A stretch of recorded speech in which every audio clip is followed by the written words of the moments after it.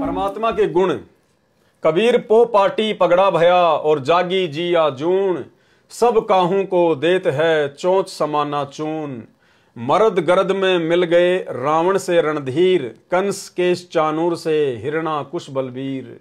तेरी क्या बुनियाद है जीव जन्म धर लेत, गरीब दास हरि नाम बिना खाली रह जा खेत। कबीर साहिब से सब होत है बंदे से कुछ नाही, वो राई से पर्वत करे फिर पर्वत से राई। कबीर हरि के नाम बिना नारी कुतिया होए, गली गली भोकत फिरे टूक न डाले कोई। परमात्मा सर्व सुखदाता है, सर्व संकट मोचन हार है। निर्धन को धन, बांझ को पुत्र, कोडी को सुंदर काया, अंधे को आंख, बहरे को कान, गूंगे को जुबान परमात्मा प्रदान कर देता है। ये गुण हैं और ये समस्त गुण भाइयों और बहनों वर्तमान में परम पूज्य परमेश्वर सतगुरु रामपाल जी के अंदर विद्यमान हैं, क्योंकि स्वयं ये अल्लाह हैं, स्वयं ये खुदा हैं, स्वयं ये कबीर परमात्मा हैं। और ऐसे ऐसे ना जाने लाखों की संख्या में अनगिनत सुख परमेश्वर जी ने भगत समाज को प्रदान किए हैं।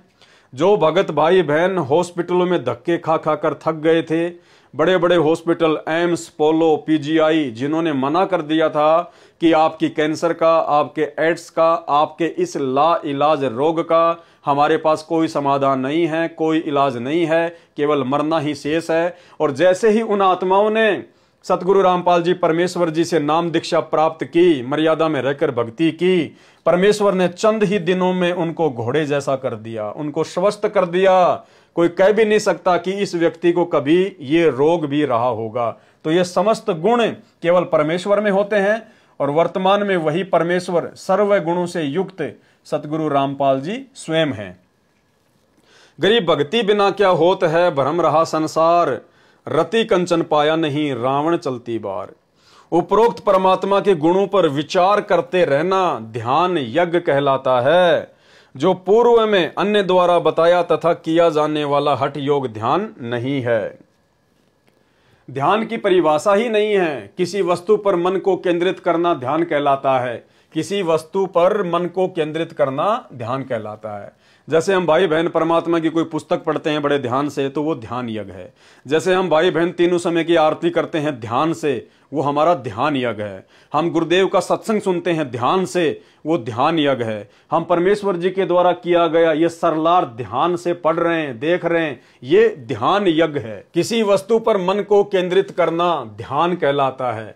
यह ध्यान की परिभाषा है जो कहते हैं कि संकल्प विकल्प सब समाप्त हो जाएं और सोचना भी समाप्त हो जाए, विचार शून्य हो जाना ध्यान की अंतिम स्थिति है। विचारणीय विषय है, जब चिंतन ही समाप्त हो गया तो फिर ध्यान कहां रहा। यानी जैसे आदमी रात को गहरी नींद में सो जाता है तो काहे का ध्यान करेगा। जब चिंतन ही समाप्त हो गया तो फिर ध्यान किस चीज का करेगा। जब चिंतन ही समाप्त हो गया तो फिर ध्यान कहां रहा। जिस समय विचार शून्य हो जाएगा तो मन को किस पर केंद्रित किया। विचार शून्य हो ही नहीं सकता। मन को केवल प्रभु के गुणों के चिंतन में केंद्रित करने को ध्यान कहा जाता है। वर्तमान में शिक्षित वर्ग ने एक मेडिटेशन शब्द पकड़ रखा है। कहते हैं कि कुछ समय योगा करता हूं, मेडिटेशन करता हूं, विचार रोककर मन को शांत करता हूं, मन को शक्ति मिलती है। यह केवल अपने मन को संतोष देने के लिए है। मन को रोका नहीं जा सकता, क्योंकि मन तो स्वयं काल है, यह रुक ही नहीं सकता। मन को अन्य विचारों से हटाकर कुछ देर अच्छे विचारों पर लगाया जा सकता है। मन के चिंतन की गति को धीमा किया जा सकता है, उसी से मन को कुछ आराम मिल जाता है। लेकिन जो केवल योगा अर्थात योग आसन ही करते हैं, उनका समय व्यर्थ जाता है। ये हम भगत भाई बहनों के लिए परमात्मा का संकेत है। जो भगत भाई बहन जिम में जाते हैं, जो भाई बहन जिम में जाकर कसरत करते हैं, बहुत ज्यादा मेहनत करते हैं, या जो योगा करते हैं जैसे बाबा रामदेव वाले, तो परमेश्वर कह रहे हैं उनका समय व्यर्थ जा रहा है। भक्तों को योगा वागा करने की आवश्यकता नहीं है, भक्तों को जिम में जाकर हार्ड वर्क करने की आवश्यकता नहीं है। अगर आपको टहलना है, घूमना है, तो सुबह शाम वैसे रोड पे घूम लो, किसी पार्क में घूम लो, हल्का फुल्का व्यायाम कर लो, स्ट्रेचिंग वगैरह कर लो। इसके अलावा ये हार्ड वर्क करना जिम में जाकर या फिर योगा करना, ये परमेश्वर जी ने मना किया है।